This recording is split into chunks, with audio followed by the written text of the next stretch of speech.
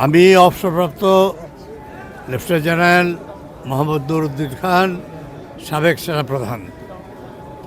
আমার পরিচয়, ম্যাডাম যখন প্রধানমন্ত্রী হলেন তখনই আমি সেনাপ্রধান নিযুক্ত হলাম।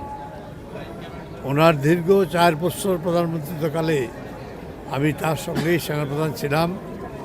কাজী বহু ঘটনার সঙ্গে আমি জড়িত ম্যাডামের সঙ্গে।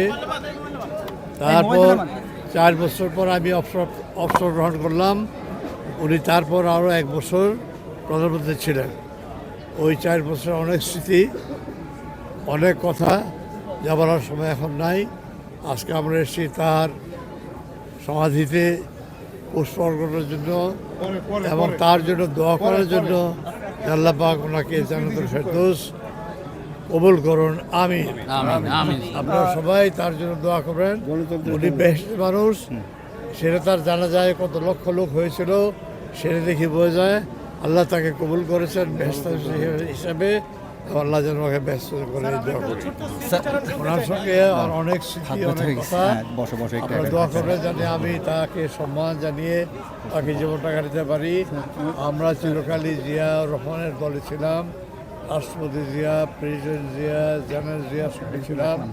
ওনার সঙ্গে তার জীবনের কঠিন মুহূর্ত হলো এই সেনাবাহিনীতে একটা বিদ্রোহ হয়েছিল, 18টা কূপ হয়েছিল, 22টা কূপ হয়েছিল। তার সঙ্গে আমি সবসময় উল্কার মতো ঘুরে বেরিয়েছি এবং এই সমস্ত কূপ দমন করেছি। এটা আমার কৃতিত্ব। আল্লাহ আমাদেরকে সফল করেছেন, তাই সেনাবাহিনী টিকে আছে, দেশের স্বাধীনতা সার্বভৌমত্ব টিকে আছে। আজকে প্রেসিডেন্ট আমাদের সঙ্গে নাই। ওনাকে আমরা কীভাবে হারালাম আপনারা সব গল্প কাহিনী জানেন।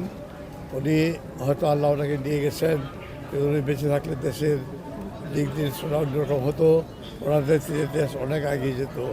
আমরা তার জন্য মাগফিরাত কামনা করি, দোয়া কামনা করি। আল্লাহ ওনাকে জান্নাতুল ফেরদৌস কবুল করেন, আমিন। আপনাদের সবাইকে ধন্যবাদ। আল্লাহ আপনাদের ভালো রাখুক। আসসালামু আলাইকুম রহমতুল্লাহ।